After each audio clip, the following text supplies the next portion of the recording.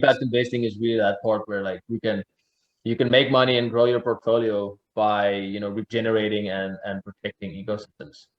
If you are developing a project in the refi space, you want everybody else to succeed too, right? Because your vision, your goals, your vision of the future is all the same, right? It involves a planet that's habitable, that is healthy, that we can get as much food from as we need, and that we work synergistically with the planet together, and all are healthier human beings for it, and Mother Earth is healthier for it as well.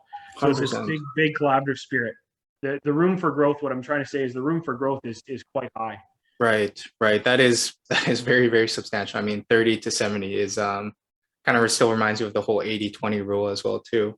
I really just love your guys' vision because when people invest into coins, it's not just the coin itself, but also the founders and the team behind it. And I'm really happy to see that you guys actually have a really big vision for this, because that's a really huge part.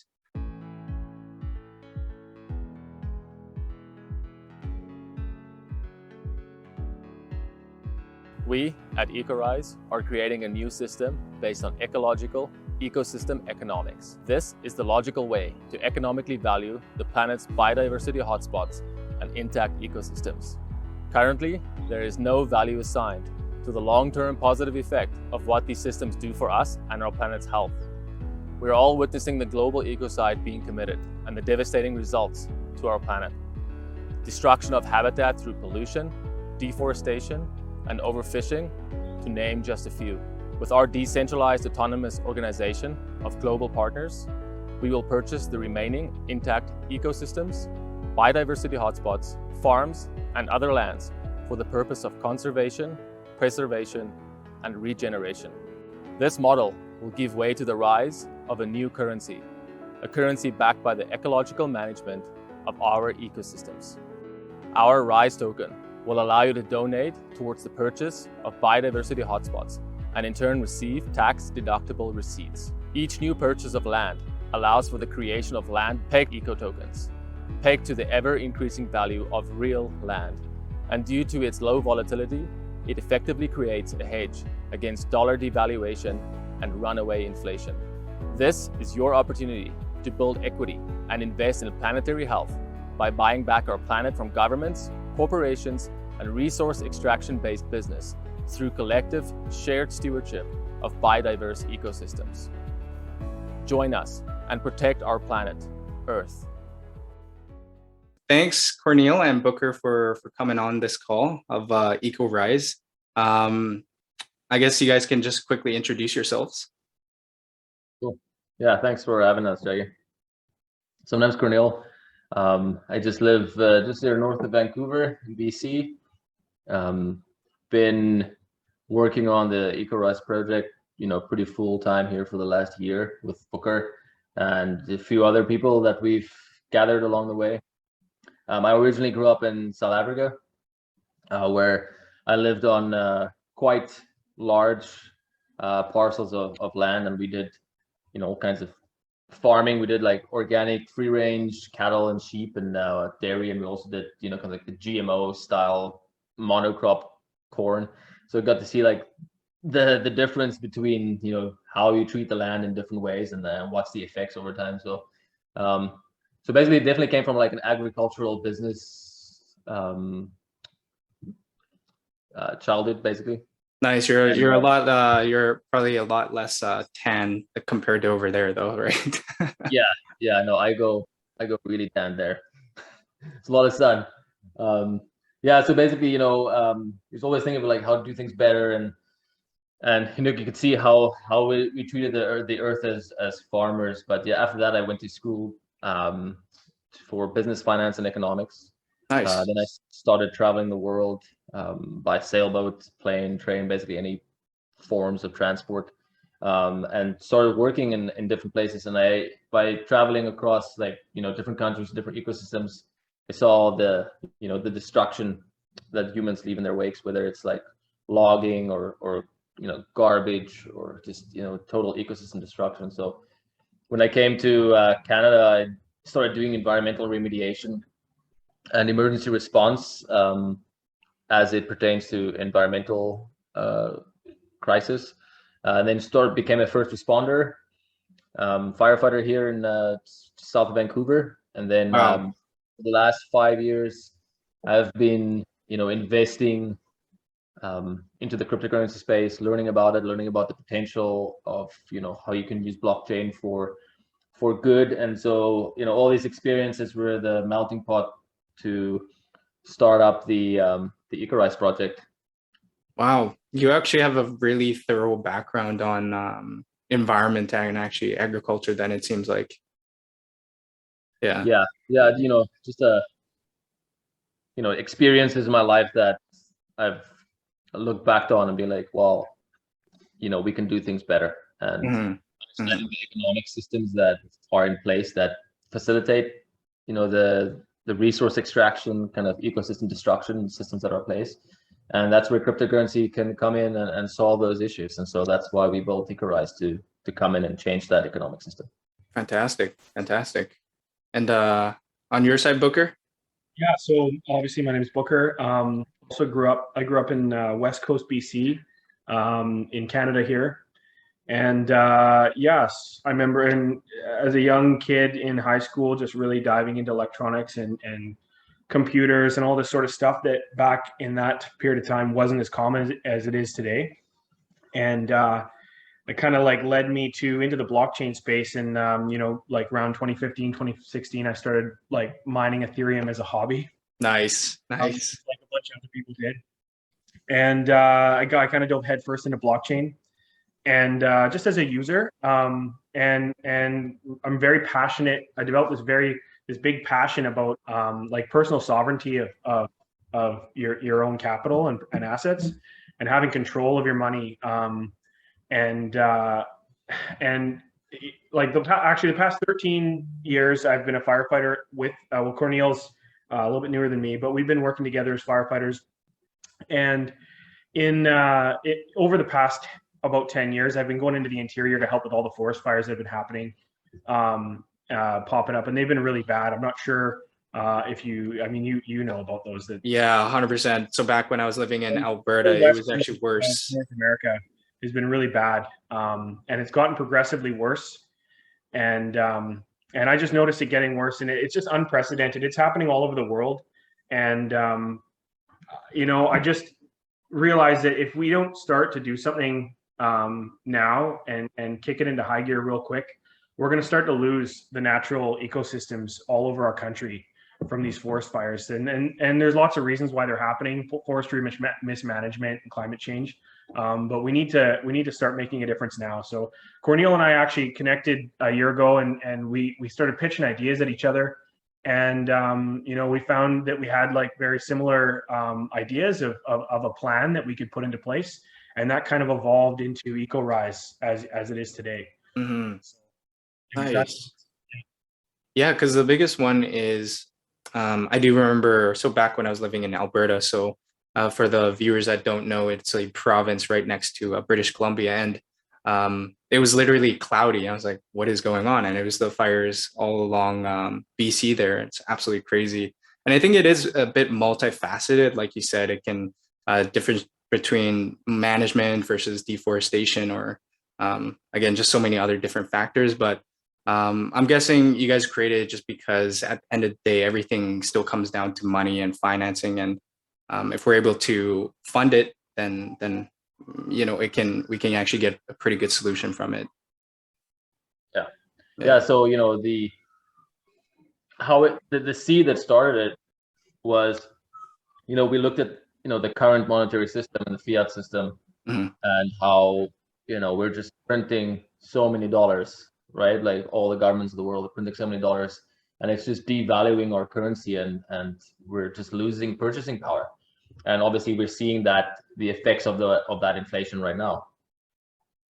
So we're both we live on the West Coast. Like there's definitely a big focus on real estate investing, just because the property prices are so high here, and it's a good investment. We thought like there's got to be a better way as a store of value and a currency Instead of like, we know that the dollars and the fiat money right now is it's not backed by anything. It used to be backed by gold, and right in 1971 they took it away, and yeah, it's just been losing value ever since. So we looked at stable coins, and all stable coins are pretty much either backed or pegged to the US dollar, at a like a one-to-one basis. And it's obviously good in market volatility to hold a stable coin, but over time you're just losing purchasing power as well as inflation goes up. So we came up with the idea to have a stable coin that's actually pegged to land value, since land is such a good hedge against inflation over time. And land's just getting more and more scarce, and let's say 100 years from now it's going to be even more expensive. And so we thought about, like, let's create a stable coin that is pegged to that land value, and not just any like urban kind of residential types of land, but like natural capital lands, like the lands that are like healthy living ecosystems on the planet that actually give life and sustain life. So these are the type of lands that will be going into our treasury, and will give eco token its value. Right. So in the most basic layman's terms, if you can explain the model behind Ecorise, from my understanding is that it's land that you have, or assets. I should even be more super generic. So basically you have assets, and that's what backs the coin of Ecorise. Yeah. So essentially we'll be landowners will be, and the DAO itself will be able to take natural capital lands, and then submit them to be locked inside our DAO. And then eco token will actually be pegged to the value of those lands. It won't necessarily be backed by those lands. For something to be backed, we see lots of these tokens come out where you can exchange the asset that is backing the token back for the token, right? You can see that in certain tokens like that are pegged to gold value per se. You can exchange that gold back for that token. It keeps its peg. Ours is an algorithmic stablecoin modeled after Terra Luna's ecosystem that they've developed. Nice. And so most of our inspiration came from that, and that's worked really well for them. And so so the land will be locked inside the DAO. The natural capital value of that land will give eco token its peg, and then Rise token will help balance that peg. If that makes sense. Yeah, that does make a lot more sense. Okay. So how exactly would you propose this? Do you guys have already that land, or do you need to acquire and like go out and about and network amongst that? Yeah, so we have some land in the pipeline. So currently we're building out our land owner application process. So it's basically, there's like two segments to it. So after our public raise, we'll allocate a X amount of funding towards purchasing land that's at risk of development, like especially land that is considered biodiversity hotspots.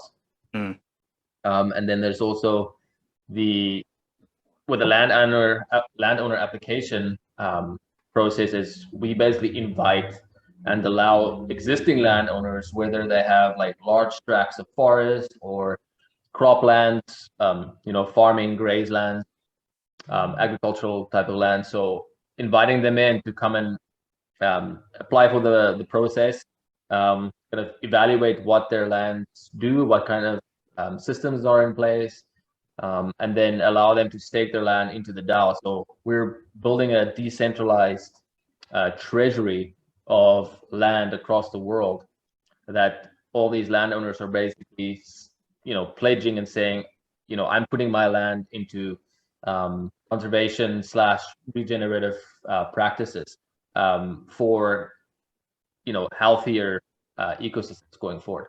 Right. Now that actually goes into a lot of different benefits too, because I know just with the whole eco and green side of things, especially how we're shifting over to that side, especially with the government. I'm assuming you guys get a ton of benefits, and the owners probably get some sort of like tax benefits as well on top of that.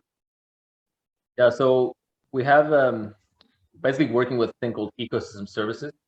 And so there's a natural capital asset assessments that's been going on for over a decade or so now. But if you can think about like the carbon credit marketplace, it's probably like the most well understood one, for most people, and that basically 1 ton of carbon absorbed out of the atmosphere equals 1 carbon credit. And whether that's a carbon credit that's being, like that's an offset, or it's being sequestered, or was either avoided in the process. So basically, ecosystem services are the services that ecosystems provide to let's say people, but also to the rest of the planet, which actually makes life possible. So we need to, like, trees absorb carbon out of the atmosphere and stores it in the ground. Plants grow, everything absorbs carbon. But then also all those plants and trees, they basically create good soil. They keep carbon in the ground. They prevent floods from happening, and they keep water, water retention, so it can actually go down to aquifers in the ground. So and then obviously, animals thrive from there. So there's a lot of, intersection when it comes to biodiversity. And if you're cutting down a forest, you're destroying all of that. And so you're removing, all these systems that are in place. So basically, the ecosystem services that if a property owner now is going back towards doing like more conservation on his property and regenerative practices, planting trees back, starting to do regenerative agricultural methods like crop rotation and naturally adding carbon and life back to the soil, instead of doing like topsoil farming where all the soil just blows away in dust that you see across like the Midwest, for example, and those the farming methods they use there. So those ecosystem services now have a value attached to it. So let's say a carbon credit is valued around like $15. There's also new methodologies coming out that is valuing other ecosystem services like biodiversity credits or water retention credits, and giving those a value as well. So the ecosystem services on these lands that are now being conserved and regenerated actually generate revenue.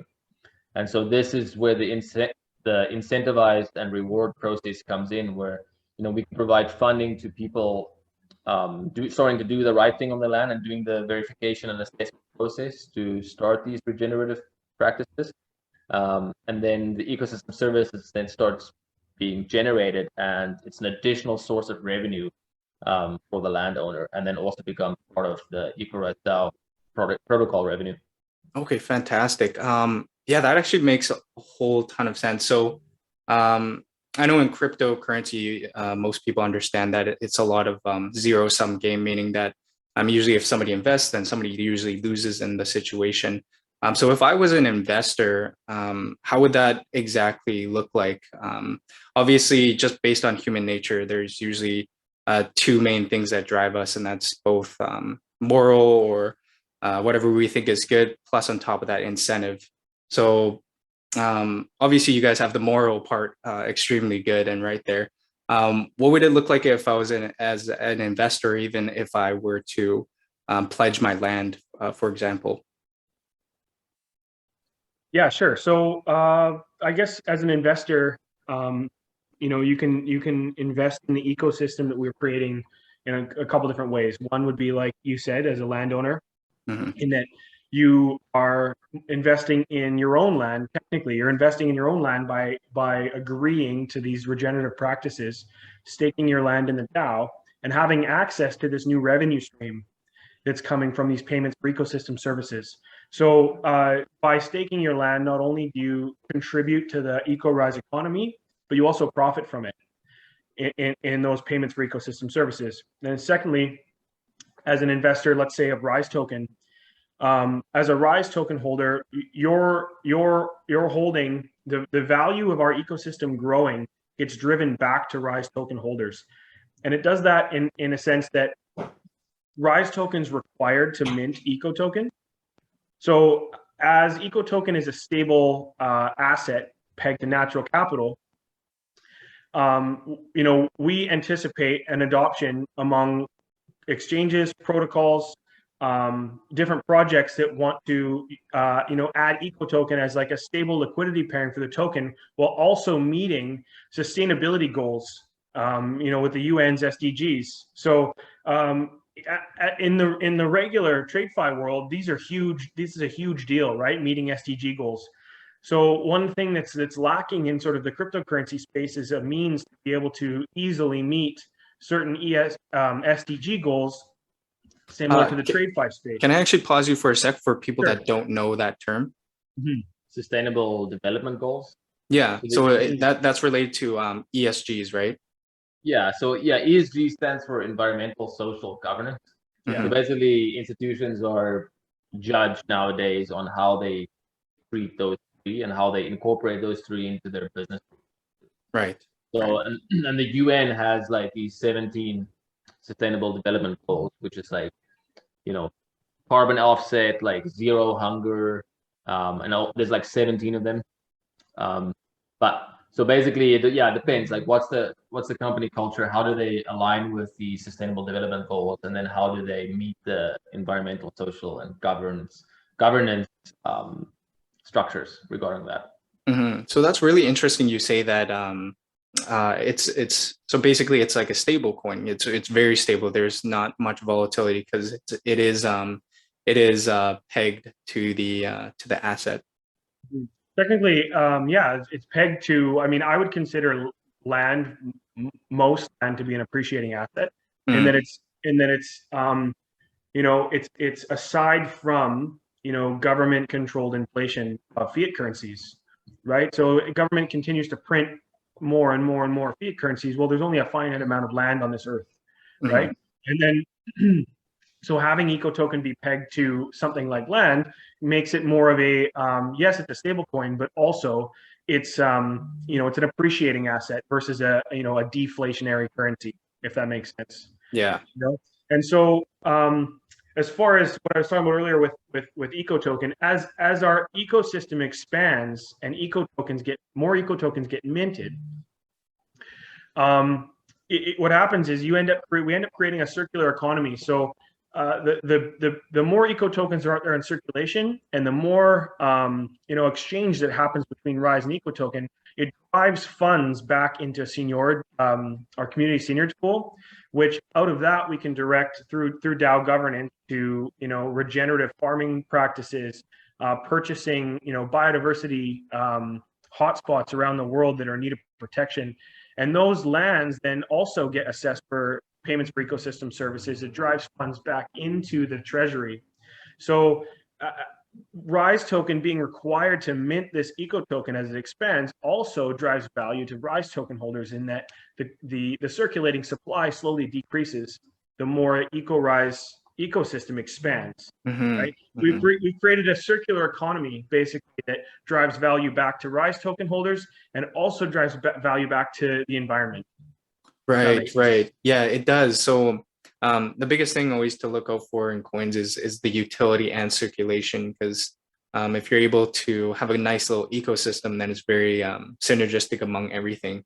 One of the other things too is that it seems like there is a really large demand at the moment, because like you said, just from the government and a ton of corporations just with the ESGs, then would you say there's like a very large demand and growth potential here? Yeah, absolutely. I've heard from asset and fund managers that there's a lot of companies that are pulling out of resource extraction hedge funds, for example, that are investing in obviously so many different things, and that their individual institutions in the hedge funds are saying, well, I don't want to support this type of resource extraction with my investments anymore. So I'd rather support something that is like impact investing, for example. So and that's that brings it to where like conservation, for example, is an expensive game, and so we know that most NGOs and conservation groups, they receive donations, right? Like that's how they fund their practices and their businesses essentially. But with donations, right, like all those donations tend to be tax write-offs from like big institutions, but there's a lot of money sitting on the side that's ready to go into impact investing. And so, people or corporations can donate money towards an NGO and they can write it off in their taxes, but they're not like making money on it. Right. So there's Incentive. there's a lot of money sitting on the side waiting to find like impact investment projects where they can actually put their money into this project. They can actually provide a decent return on investment and it meets their ESG goals, because a lot of these institutions, they need to meet their ESG goals, and there's actually a bit of a gap there between the funding and the projects, and so that's where we come in. Nice. So you guys are pretty much the missing equation inside of there. What would an ideal situation look like? Let's just say if there is an investor, or how would you guys see the most demand and growth? Because I know for different cryptocurrencies, for example, games, it really depends on how well their payout system is, how addictive or fun the game is. But I know you guys have the big moral backing too, but what is also the large incentive that you guys would say the most ideal situation is? Well, I definitely think with like a store of value, for example, or a medium of exchange, is like instead of holding let's say a USDC stablecoin, you want to hold an eco token that actually appreciates with land over time, and then obviously the same goes for the Rise token, because they work hand in hand. But going forward too, we're looking at being that trading pair for a lot of the regenerative finance projects in the space too.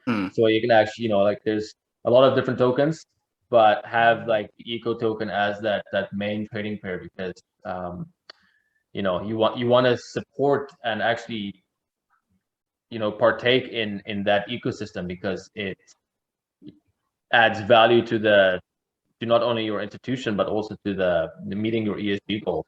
I think Poker, you're gonna add to that too. I think it's important to note too, we were talking about this earlier about how as human beings we really only have the tools to be able to measure the natural capital that natural lands are worth to us as human beings. We're only able to really measure around 30% of what these lands actually do for us as human beings. And when I say that, I mean, how a river may filter fresh water for us, or a forest might store moisture and keep the ground healthy and store carbon, clean the air. How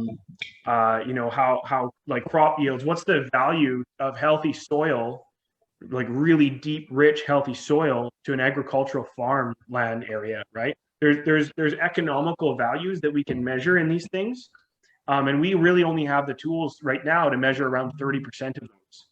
So as far as eco token goes, and like if you wish to hold eco token as a stable asset to be able to accrue over time, there's a 70% gap there of things that we're planning on using to help peg eco token to that we can't even measure yet. So and this is all getting worked on, right? Like Cornel mentioned carbon credits, but there's so many other things coming down the pipeline: biodiversity credits, water filtration, soil regeneration.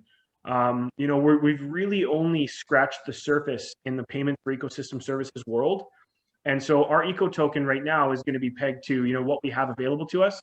But this is going to be the growth in this is we have 70% of the natural world to be able to assess and value as human beings. So the room for growth, what I'm trying to say is the room for growth is quite high.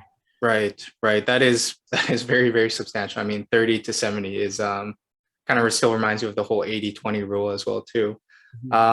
You also did mention before that there is a lot of other eco tokens. Do you guys have any competitors, or what is your unique value proposition? So you meant like we mentioned eco tokens, and you mean like regenerative finance, the refi tokens, because I know there's like Klima DAO. I think there's like Diatom as well. Yeah, so Diatom's like dissolved their DAO. I don't know if you heard about that. I didn't hear. Yeah. Yeah. So, but yeah, there's amazing, there's all kinds of amazing projects popping up, and yeah, some of them, probably a lot of them probably won't make it, unfortunately. But there's a lot of good ideas and a lot of things happening. But so like when I talk about like other eco tokens too, so some of them are like either there's a stable coin that's backed by carbon credits, right? There's other kind of like projects too that are very environmental, but so far we haven't seen anybody that's doing a land pegged stable coin. It's basically like attaching the value of a real world asset like land to a stable coin. We've seen that with carbon credits, for example, but not with land in this way. There's other projects that have like things going on the land and they have the token, but it's like we won't say it's like a stable coin token, right? It's just a token. It's not actually pegging its value to something. And it doesn't have another token like Rise token, for example, to help keep that peg and also drive value between the two. So you need Rise tokens to mint the eco tokens, and then also the burning process of the Rise tokens creates a deflationary token. So Rise token supply will actually decrease over time, which should drive up value. So yeah, and also in this case, the nice thing is it doesn't feel competitive. It feels more collaborative. And so all the other kind of regenerative finance projects that we've seen and talked to and collaborating with, there's a definite feel of let's all work on this together, because there's a unified vision of creating a better planet going forward and making better economical decisions as it pertains to nature. So yeah, you could say that there's projects that maybe look at competitors, but then you look at them and like, nah, not really. We're all working on the same thing, and so we really welcome that. We like, even if there is somebody that does the same thing as us, we would be like, great, because the planet is pretty big and there's a lot of work that needs to be done. So that's awesome. I don't know if you've obviously heard the sort of the degen idiom.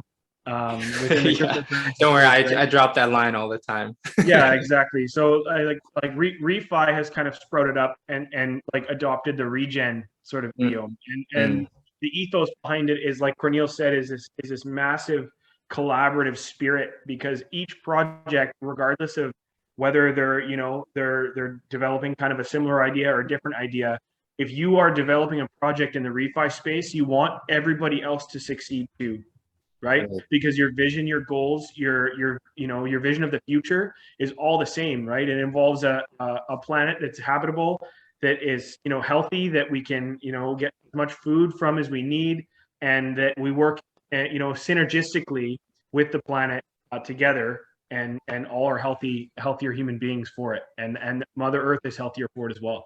So 100%. It's this big collaborative spirit.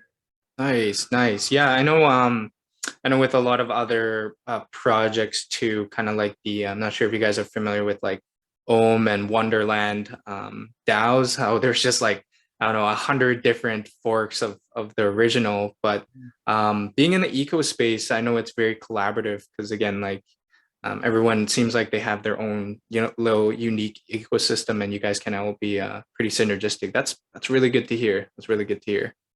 I guess not sure if you also heard the acronym, the WAGMI.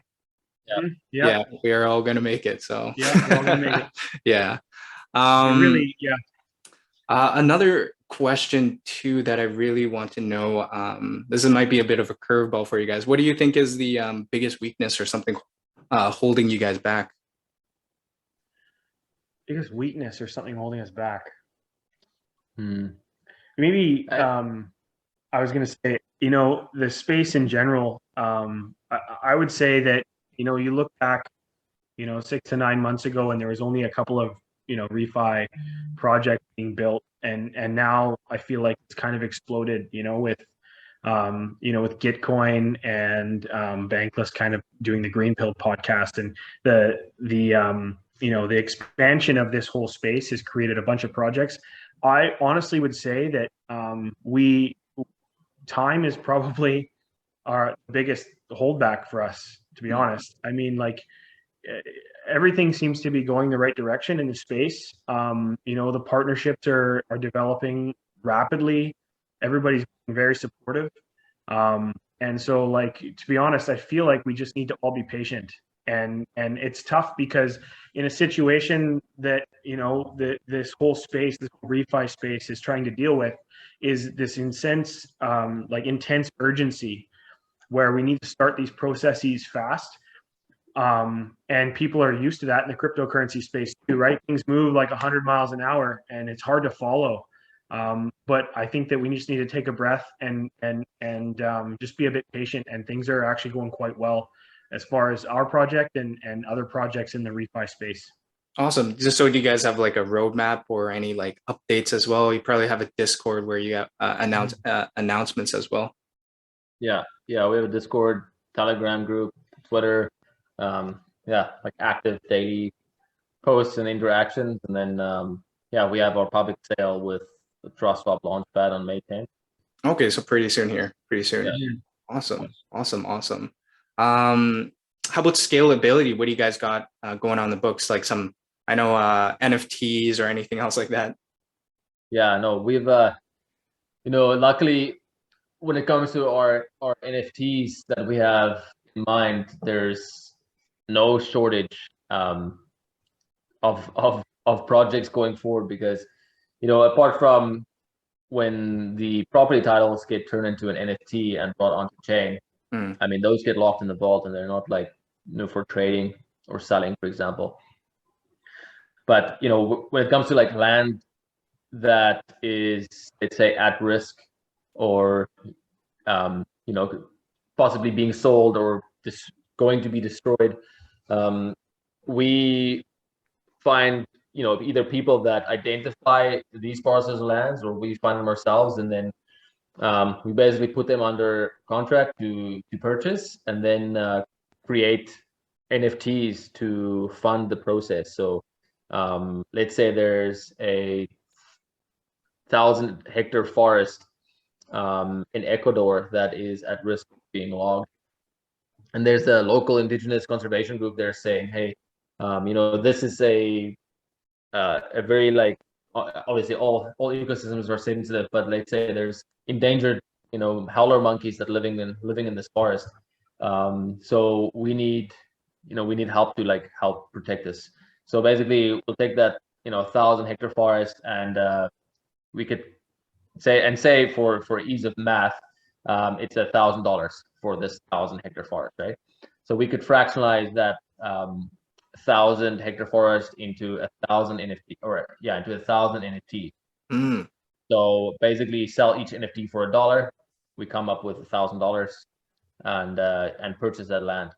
Yeah, screw the metaverse. You can have a physical one. Yeah, exactly. So, and like the real, like what's the use of hanging out in the metaverse if the real life universe outside doesn't exist anymore?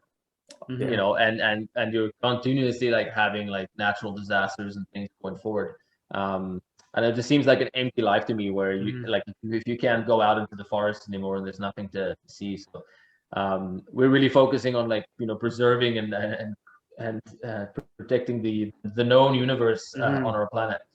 Yeah, I think that that there's a way that we can try to connect people back to falling in love with the planet through the digital world.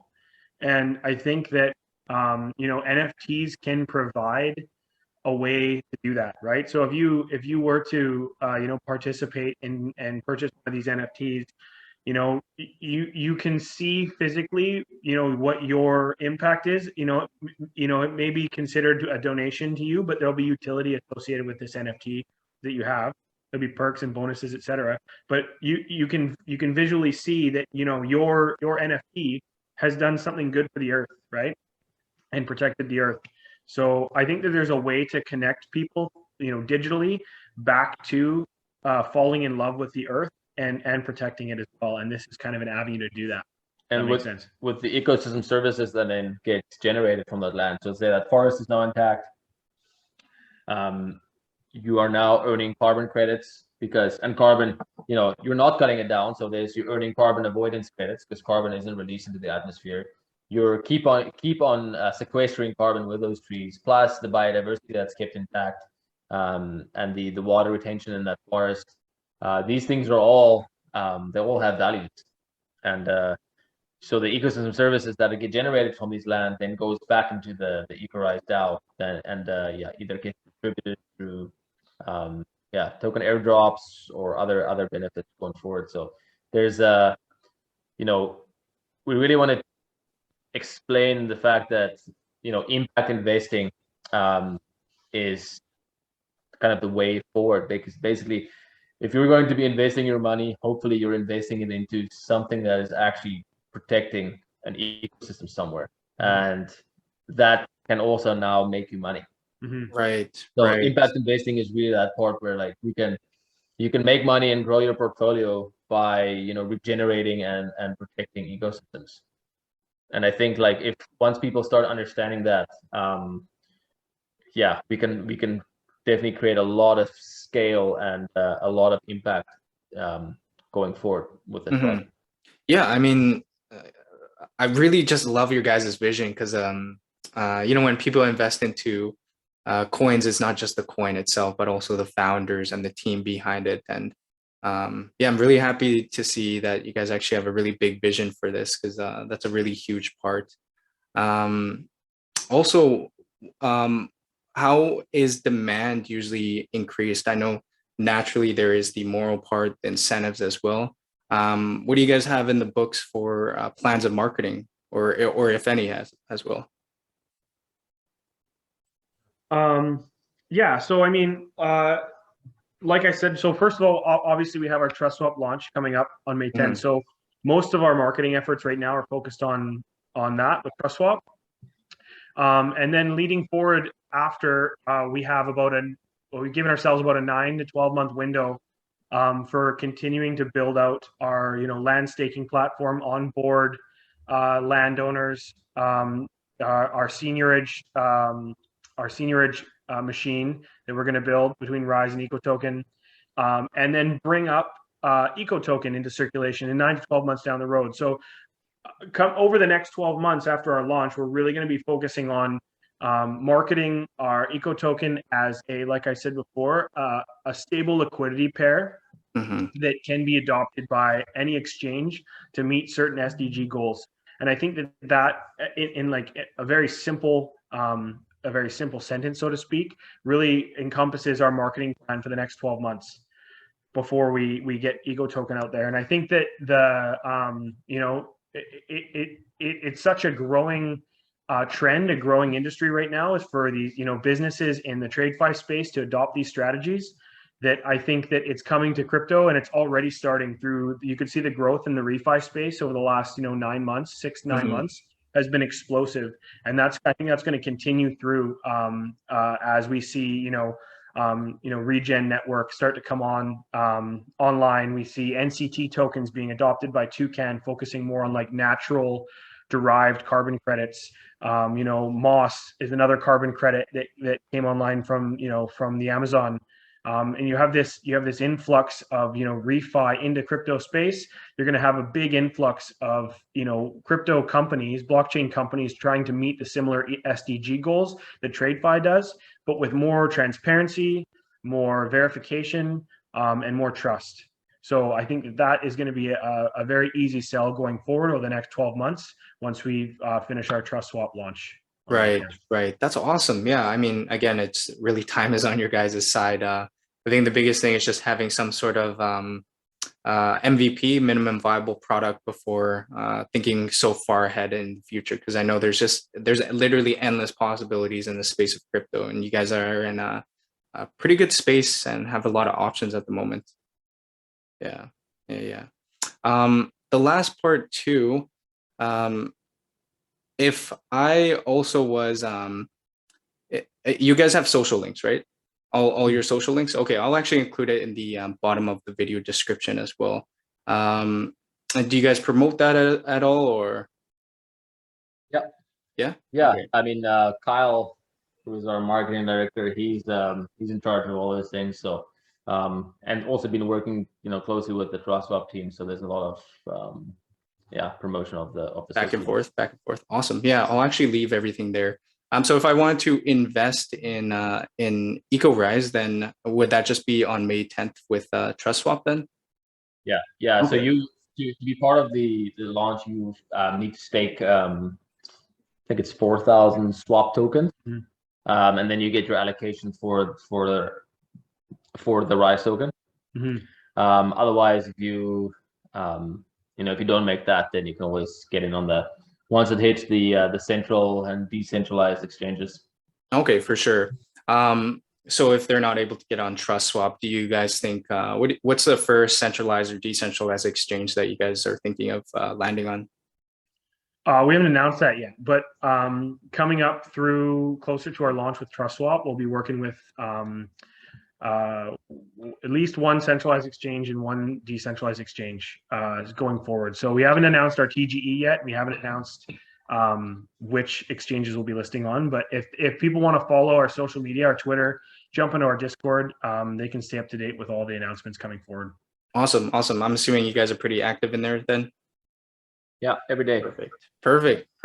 Yeah, and we answer a lot of questions ourselves too, right? Like we really from the beginning try to do like an organic growth in our socials, and the people that are joining are people that actually care about the project and that want to interact. So and these are the kind of people we want, right? We want people that aren't just there to move in and move out and flip their tokens and see you later. It's like we're building a DAO where it is kind of managed by the members and by what we want to see, and so these members are going to have inputs in like what kind of properties need to be purchased and decisions, like ecological decisions being made. So we're in there answering questions. People are like, they have all kinds of questions all the time. How does this work? So yeah, we'll be pretty active.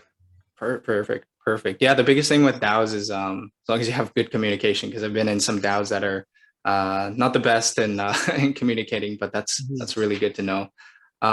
It's also like there's a lot going on too, right? Like there's let's say like a startup, right? Like startups don't just like hire everybody that applies, right? And so DAOs can be like there's a lot of people coming in, and the communication is obviously really important. Is to really like be clear on what's happening, but it's also it's still a very new space, right? The DAO thing is brand new, and there's still lots of changes in it too. Like it's very it's evolving, I guess you would say. But I've been also in part, and some DAOs where just like the communication is terrible, and so we try not to make those same mistakes and keep things clear. And especially like once we launch a project, like once the public sale actually happens, and then the steps that are being taken in place and how things work, and like we feel we've really focused a lot on communicating these things clearly and how things work, and we'll be doing the same going forward. Yeah. I mean, decentralization is, I honestly believe, is the next inevitable evolution of where we're all going to head. But again, we gotta buff out some of those kinks and make sure communication is key there. Yeah. I think that's pretty much answers everything. It actually really gives me a great idea of how the entire project works and kind of your guys' vision. But I'll actually leave the rest of the links at the bottom of the video for the Trustswap, all your social links as well. Did you guys want to leave anything else or have any last words before we go?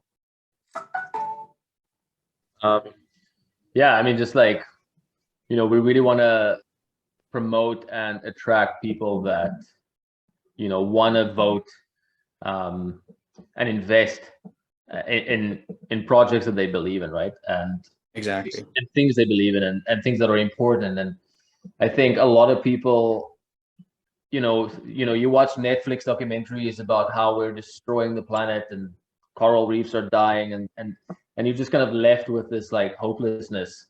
No call to action. Yeah. Right. And it's like, and so, the problem that we want to solve is like how to make it easy for the average person sitting on their couch watching this documentary, be like, how do I make a change right now? Right. And so that's how our ecosystem works. And, apart from our token economy and how that ties into NFTs, is we want to make it so easy for a person to just say, hey, what can I do? How do I invest in something impactful? And to be able to like go on the website, buy an NFT, and that NFT actively protects some amazing living ecosystem. And so we really want to make it as easy as possible for the average person to be able to make an impactful change. Yeah. And to really add to that, if you guys have some sort of like you said, easy way for a normal user to access it, because I know the crypto space can be a little intimidating just because there are so many steps and loops. But if you're able to make some sort of path of least resistance where a simple average Joe can help out, then that'd be fantastic. Yeah, that's where NFTs come in, right? Like right. The ability, like Samsung is doing it now on TVs, where you can just go right onto the Samsung TV and buy an NFT. Oh, sweet. Wow. Right. And like you can sit on your couch, be like, and I mean, it can also be very dangerous if you think about people doing like late night NFT buying, buying all kinds of weird things. But no judgment, no judgment. Yeah. So but just like that ease of use, right? Where you just go like, what's it here? You go impact investing. There's NFTs there. You click on it, and it shows you all the data connected to that NFT, and purchasing and like, what it does. And so we want to make it super simple, like kind of a a 2-click process of like from fiat to NFT purchase equals like you doing impactful investing. Yeah, and tying profit back to conservation as well, right? So people aren't, you don't feel like we're not a company that's trying to raise donations to go and spend them and then come back for more donations. We want people to feel like they can, put their money into an impact worthy place where they know that, that's going to be worth something to them, and that's going to generate, an appreciating asset for them as well, right? Not just their money's just gone, if that makes any sense. Yeah. You know what I mean? Yeah. Reinventing how conservation can be profitable. Yeah, 100%. And again, just the way that humans work, we always work off of both incentive and also moral compass. Yeah. And I mean, it's interesting, right? Like that there even is the incentive thing, but that's how humans work. And where do we go from here? We need to regenerate the planet back into a thriving, global ecosystem. And essentially, I feel like all humans' goal should be to do that, to actually make the planet a better place than we found it, right? And to leave it like that. And so I think there's so much opportunity for everybody to actually participate in this way, to actually make the planet better. And you can vote with your actions, you can vote with your money. So put it into something that you believe in.